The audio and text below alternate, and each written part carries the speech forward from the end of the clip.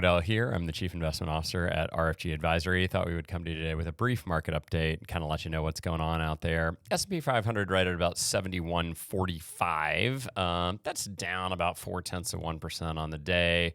But up about 4.2% year to date, and perhaps more impressively, up about 12.6% since the March 30th low when the kind of market turned around. So, assuming that we stay at this point, April will go down as a very, very strong month for the market. To check around on other areas of the market, small and mid caps, so the Russell 2000 up about 10.8% year to date, so continuing that pattern of outperformance that we talked about before.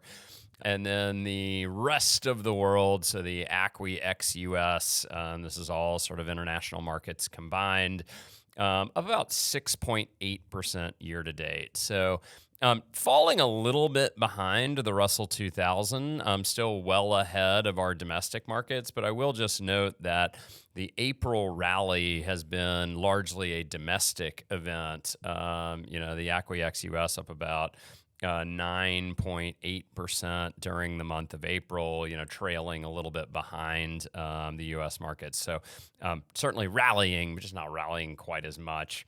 Lastly, and I want to mention this to round it out, bonds are on a price level down about 0.5% year to date. If you look at it including their coupon, they're up about 0.5% year to date. And that's largely in relation to what's been going on with interest rates, which we'll talk about towards the end of the update.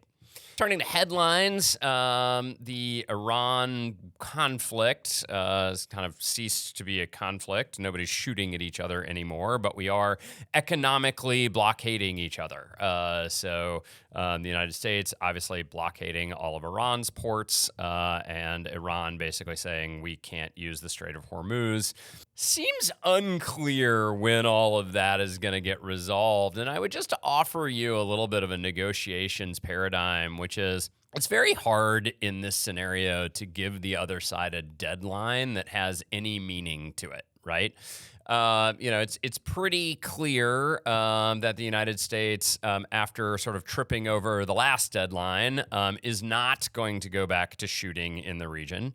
It's also pretty clear that the Iranians are kind of in a little bit of a wait and see game, and both sides are playing a long game, right? In a sense, one more day of a blockade in the Strait isn't really that expensive if you're talking about years of having a nuclear program or not having a nuclear program, depending on which side you're looking at it from. And both sides have constituents at home that they kind of want to appease. So if you think about the Iranian hardliners, they obviously don't want to just be like, oh, hey, we just caved in to all of the United States' demands.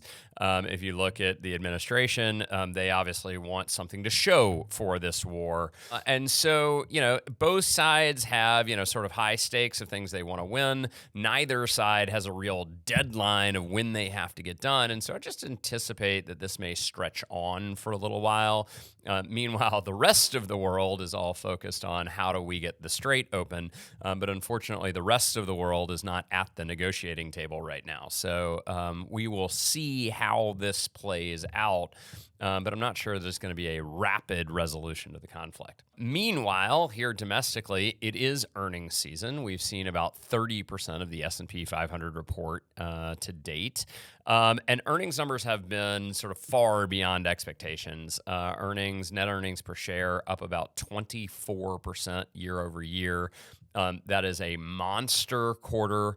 Obviously, there are some mix shifts. Certain industries report earlier than others, et cetera. But still, that is huge from a pacing perspective. We've got a lot of companies this week reporting. And I would just note that with forward earnings, forward PE multiples for the S&P 500 trading right around 21 times, you've sort of got this nice blend of the market's not too expensive relative to where it has been, at least over the past couple of years. And you've got pretty massive earnings growth underneath that. creates a very positive valuation story for domestic stocks. So still a long way to go in earnings season. Still got about 70% of companies left to report, but the early signs are quite attractive. Last but not least, it is Fed week. So we expect the Fed to report on Wednesday. A little bit less of an update than most of the time we get from the Fed. There will be no updated dot plot. There are no updated economic forecasts. But I think all eyes will be on Chairman Powell to get a sense of at least how he is thinking about the overall economy. And I think a lot of people may expect that he may adopt a hawkish tone in his commentary. If you look at the last couple of employment reports, they seem to have turned where the employment market is stable to maybe a little bit stronger. And meanwhile, the last couple of inflation reports have looked pretty, I would say, strong in the sense that inflation is strong. So certainly you saw that out of the Bank of England earlier today. Them taking a pretty hawkish tone around inflation. I think a lot of observers think that the Fed may follow suit. And that is one of the reasons why you have seen the 10-year Treasury start to rally a little bit. So we're up about 16 basis points, so 16 one-hundredths of a percent year to date on the 10-year, up to about 4.36%.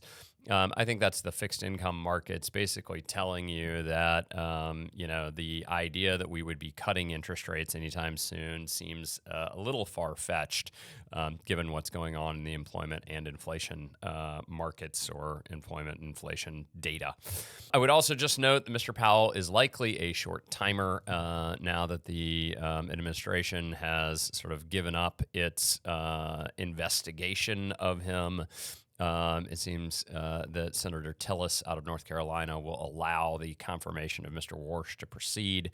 And so we will have to see what that brings to the Fed in terms of policy. However, I would just note that Mr. Warsh is only one vote on the Fed board, and so I'm not sure that I would expect a dramatic change in the overall sort of data-driven nature of the Fed. With that, as always, if you have any questions, please feel free to reach out to myself or to your advisor. I hope you're having a great day, and I look forward to talking to you again soon.